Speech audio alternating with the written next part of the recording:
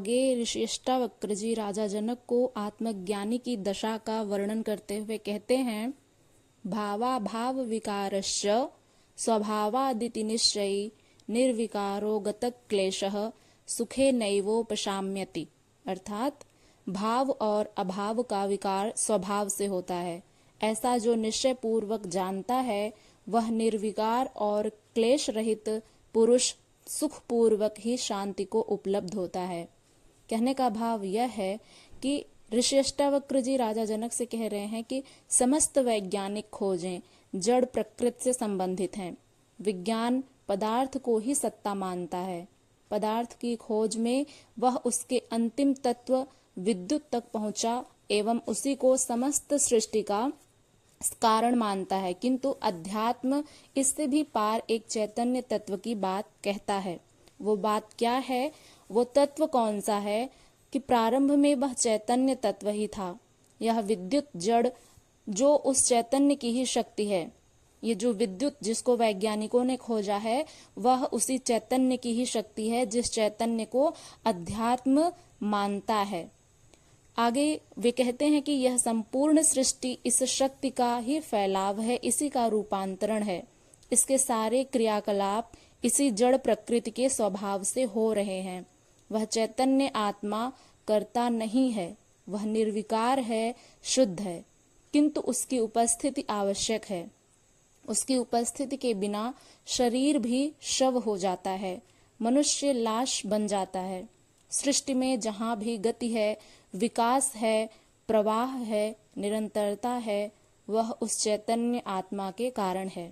जिस प्रकार चंद्रमा की उपस्थिति मात्र से ही समुद्र में ज्वार भाटा आता है, चुंबक लोहे को अपनी उपस्थिति मात्र से ही अपनी ओर आकर्षित करता है, उसी प्रकार चेतन सत्ता के कारण ही प्रकृति के समस्त कार्य होते हैं, किंतु वह स्वयं कर्ता नहीं है। यह आत्मा नित्य है, चेतन है, जबकि प्रकृति अनित्य व जड़ है। दोस्तों, यहाँ पर कहने का भाव यह है कि अष्टावक्र जी यह समझाना चाह रहे हैं कि जैसे वैज्ञानिकों ने विद्युत की खोज की, तो उस विद्युत को भी यहाँ पर अष्टावक्र जी कहते हैं कि जिसको अध्यात्म वह चैतन्य तत्व मानता है, यह उसी का ही एक प्रकाश है, एक अंश है। बिना उसके इस सृष्टि में कुछ भी संभव नहीं है, लेकिन वह सब कुछ यहाँ पर उसकी उपस्थिति मात्र से ही सब कुछ घटता है, लेकिन वह चैतन्य तत्व जो है वह परब्रह्म, वह कर्ता नहीं है। वह आत्मा नित्य है, चेतन है, जबकि प्रकृति अनित्य एवं जड़ है। आत्मा निर्विकार है एवं प्रकृति विकारजन्य है।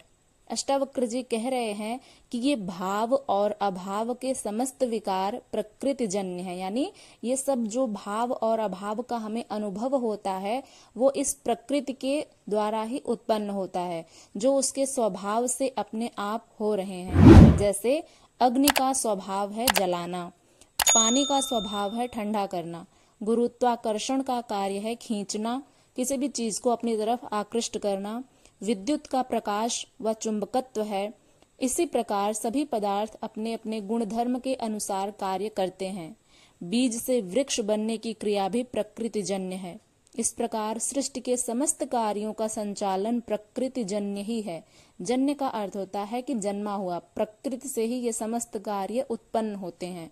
उस चैतन्य की मात्र उपस्थिति से ही यह सब कुछ होता है, लेकिन वह स्वयं कुछ नहीं करता। इस प्रकार जो व्यक्ति आत्मज्ञान को उपलब्ध हो गया, वह अपने को प्रकृतिजन्य समस्त कर्मों से ऊपर चैतन्य आत्मा मानकर निर्विकार और क्लेश रहित होकर सुखपूर्वक ही शांति को उपलब्ध होता है। यहाँ पर अष्टावक्र जी के कहने का मतलब यह है कि इस समस्त सृष्टि में जो कुछ भी घटित हो रहा है वह सब कुछ उस प्रकृति जन्य से ही हो रहा है। वह जो पर ब्रह्म परमात्मा है उसके द्वारा ही इस प्रकृति में ये समस्त क्रियाएं घट रही हैं, और ये सब कुछ संचालन करता वही पर ब्रह्म परमात्मा है। वह जो जिसको चैतन्य तत्व मानता है अध्यात्म, उस चैतन्य की मात्र उपस्थिति से ही यह सब कुछ होता है, लेकिन वह करता कुछ नहीं है। यह सब कुछ प्रकृति में आकर के ही घटित होता है। इस प्रकार जो व्यक्ति इस आत्मज्ञान को जान लेता है, जिस व्यक्ति के मन में यह आत्मज्ञान उपलब्ध हो जाता है, वह अपने को प्रकृतिजन्य समस्त कर्मों से ऊपर चैतन्य आत्मा मानकर निर्विकार और क्लेश रहित होकर सुख पूर्वक ही शांति को उपलब्ध होता है।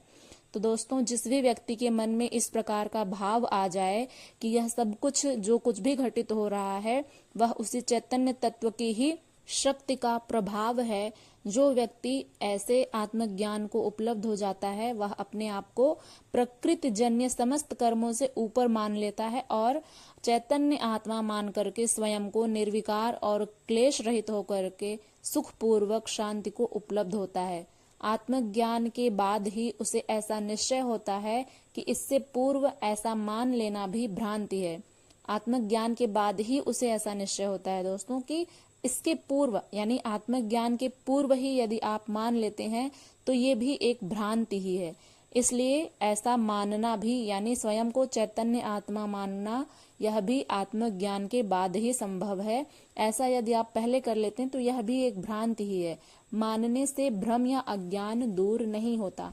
केवल मान लेने से भ्रम या अज्ञान दूर नहीं होता, उसके लिए आत्मज्ञान का होना आवश्यक है।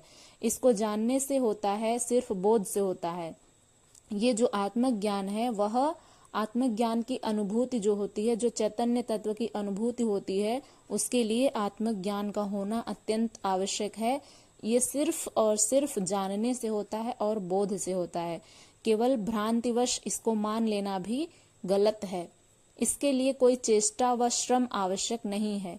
ये स्वतः ही घटित हो जाता है। जैसे राजा जनक के मन में ये अनुभूति हुई और इस प्रकार से उन्होंने ऋषिष्टावक्र जी के द्वारा कहे गए समस्त उपदेशों को सुना और उन्हें जब आत्मज्ञान हो गया तो उन्हें स्वतः ही, इस प्रकार ऐसा कहा जाता है कि उन्हें स्वतः ही आत्मज्ञान हो जाता है। यानी कि जब घोड़े पर बैठते हैं तो एक तरफ से जब पैर रखकर दूसरी तरफ रखते हैं तो उस मतलब कहने का भाव यह है कि पलक झपकते ही उनको आत्मज्ञान हो गया था। तो इतना सा समय लगता है केवल आत्मज्ञान होने में। तो यहाँ पर ऋषिष्टावक्र जी के कहने का भाव सिर्फ इतना ही है कि आत्मज्ञान की अनुभूति के लिए केवल ये मान लेना नहीं है, ये मानना है, यही भ्रांति है। यदि इसे मानने से भ्रम या अज्ञान भी दूर नहीं होता है, केवल इसका बोध हो जाने मात्र से ही ये संभव है। इसलिए इसके लिए कोई चेष्टा और श्रम की आवश्यकता भी नहीं है। यह तो पलक झपकते मात्र से ही घटित हो जाता है। तो दोस्तों, ये रही वीडियो। आशा करते हैं कि आप लोगों को पसंद आई होगी। यदि ये वीडियो पसंद आती है तो इसको लाइक करिएगा, शेयर करिएगा और कमेंट करके बताइएगा कि आपको इस वीडियो से क्या सीखने को मिला। इसी तरह की नॉलेजेबल वीडियोस को देखने के लिए हमारे संस्कृत साहित्यम चैनल को सब्सक्राइब कर लीजिए और मिलते हैं नेक्स्ट वीडियो के साथ। तब तक के लिए अपना ध्यान रखिएगा। हरे कृष्णा।